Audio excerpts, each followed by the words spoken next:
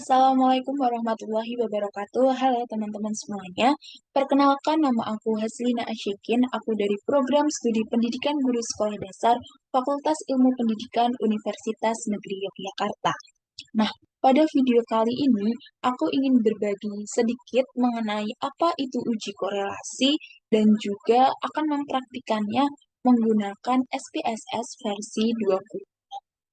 Nah, oke, kita langsung aja ya.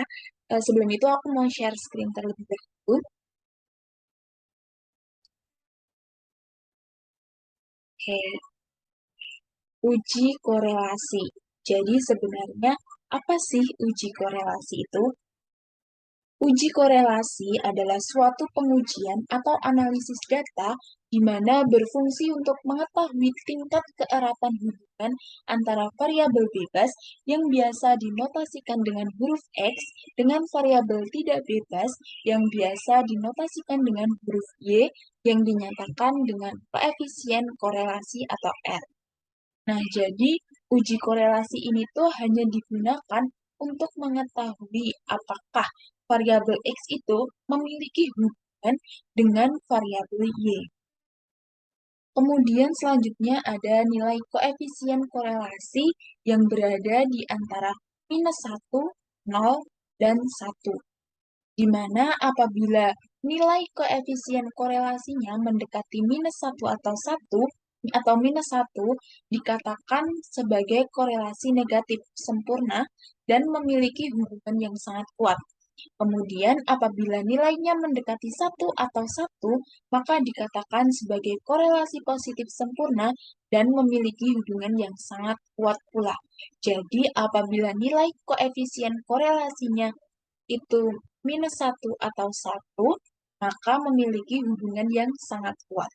Sedangkan apabila nilainya itu 0, maka menunjukkan hubungan tersebut lemah atau bahkan tidak memiliki hubungan. Kemudian yang selanjutnya ada metode uji korelasi. Jadi, uji korelasi sendiri itu memiliki beberapa metode atau memiliki beberapa jenis yang biasa digunakan. Yang pertama ada korelasi person. Kemudian yang kedua ada korelasi kendal tau. Kemudian yang ketiga ada korelasi Spearman. Nah, yang pertama yaitu korelasi person. Jadi korelasi person ini merupakan korelasi parametrik, di mana data yang digunakan itu berdistribusi secara normal dan berskala interval atau rasio. Kemudian yang kedua ada korelasi kendal tau, di mana korelasi ini merupakan korelasi non-parametrik yang datanya itu tidak berdistribusi secara normal dan berskala ordinal.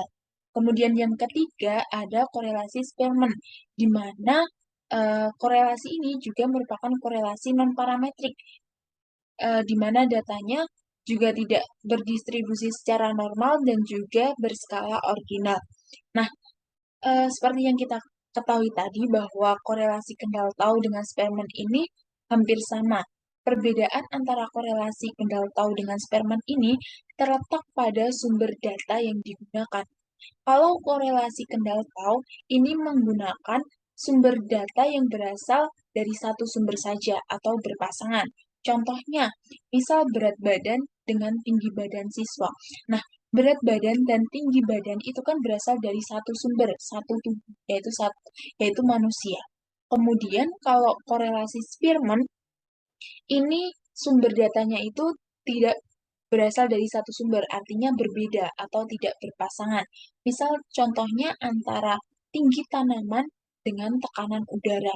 Nah, tinggi tanaman itu kan berasal dari tanaman, sedangkan tekanan udara itu kan berasal dari luar tanaman. Nah, jadi data yang digunakan itu berbeda, berbeda sumber.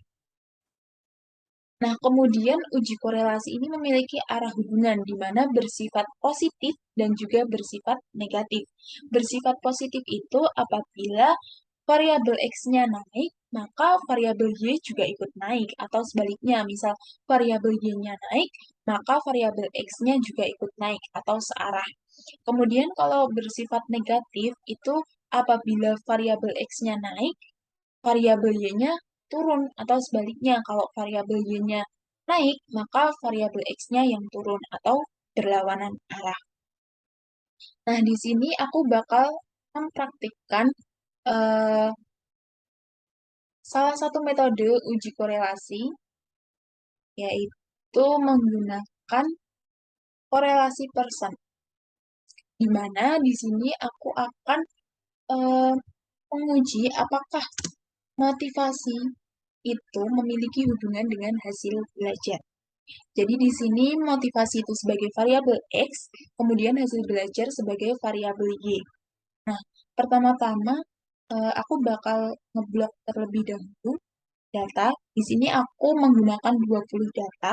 Nah, di sini aku blok terlebih dahulu, kemudian aku kontrol copy. Nah, setelah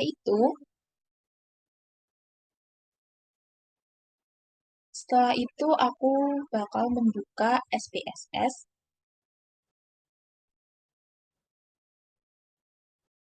Sini aku bakal membuka SPSS. Nah, di SPSS ini ada data view dan juga variable view.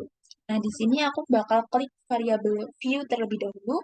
Di bagian name, aku tulis X sebagai variabel, kemudian Y. Nah, di bagian label, ini aku pada variabel X, itu aku tulis motivasi, kemudian bagian Y, aku tulis hasil belajar.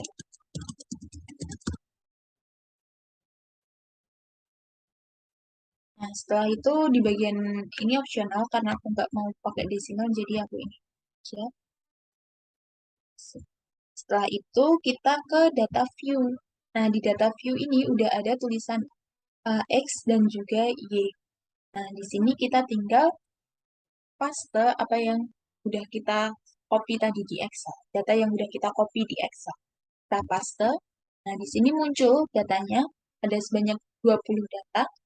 Nah, setelah itu kita klik Analyze. Nah, di bagian Analyze, kita cari tulisan correlate. Nah, kemudian setelah itu kita klik bagian bivariate.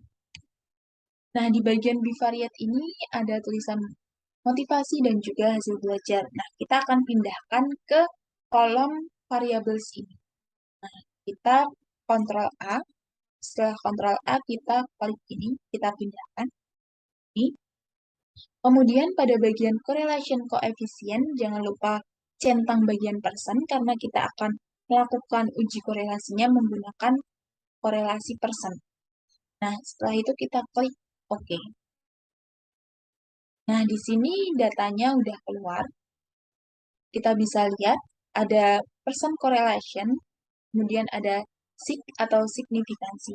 Nah, terus gimana sih cara menyimpulkan atau menentukan apakah motivasi sama hasil belajar itu memiliki hubungan atau korelasi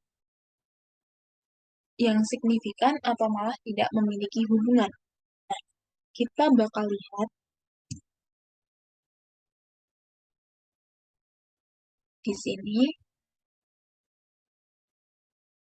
Oke, oke, di sini ada dasar pengambilan keputusan.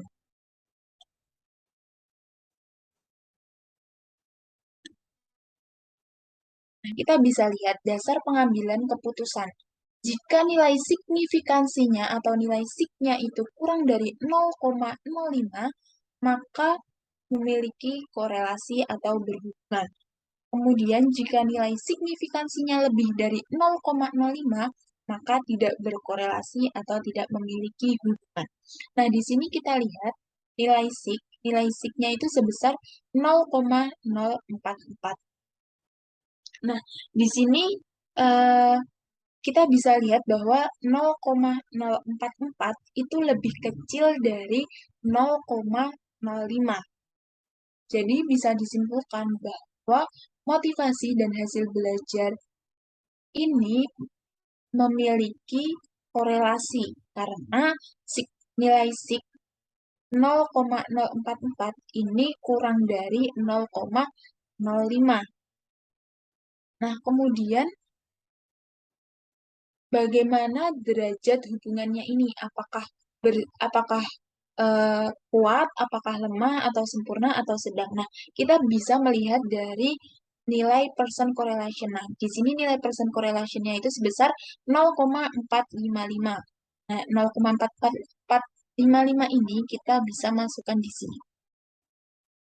Kita bisa masukkan di 0,41 sampai 0,60 di mana korelasinya itu sedang.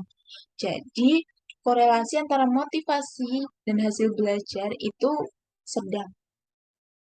Nah, kemudian kita juga bisa menentukan arah arah dari motivasi dan juga hasil belajar ini apakah positif atau negatif. Nah, kita bisa melihat dari nilai person correlation-nya ini. Nah, nilai person correlation-nya ini tuh bersifat positif. Jadi, arah hubungan antara motivasi dengan hasil belajar itu bersifat positif, di mana apabila motivasi naik, maka hasil belajar juga ikut naik. Begitupun sebaliknya, apabila hasil belajar naik, maka motivasi juga akan ikut.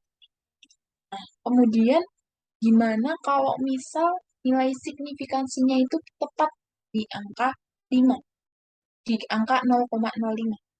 Nah, kalau misal nilai sig atau signifikansinya itu tepat di angka 0,05, maka yang kita lakukan yaitu dengan membandingkan person correlation dengan R tabel. Di mana kalau person correlation-nya itu lebih besar dari R tabel, maka memiliki hubungan atau berkorelasi. Sebaliknya, jika person correlation-nya itu kurang dari R tabel, maka tidak berhubungan atau tidak berkorelasi. Nah, kita bisa melihat R tabel ini dari ini. Oke, kecilin dulu. Nah, kita bisa melihatnya dari ini. Dari tabel distribusi nilai R tabel signifikansi 5% dan 1%. Nah, jumlah data yang digunakan tadi kan sebesar 20. Nah, jadi kita eh, mencari jumlah 20, kemudian levelnya kita mengambil 5%. Nah, di sini 5% itu sebesar 0,444. Di sini 0,44. Kalau kita lihat di sini nilai person correlation-nya itu sebesar 0,455. Ini tandanya person correlation itu lebih besar dari R tabel, di mana person correlation-nya itu 0,455, sedangkan R tabelnya tadi 0,44. Jadi, memiliki hubungan atau berkorelasi.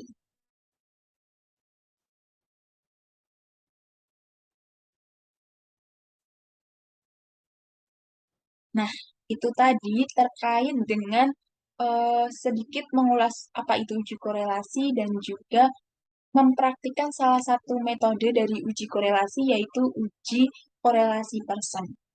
Oke, mungkin cukup sekian dari aku. Semoga dapat bermanfaat. Wassalamualaikum warahmatullahi wabarakatuh. See you.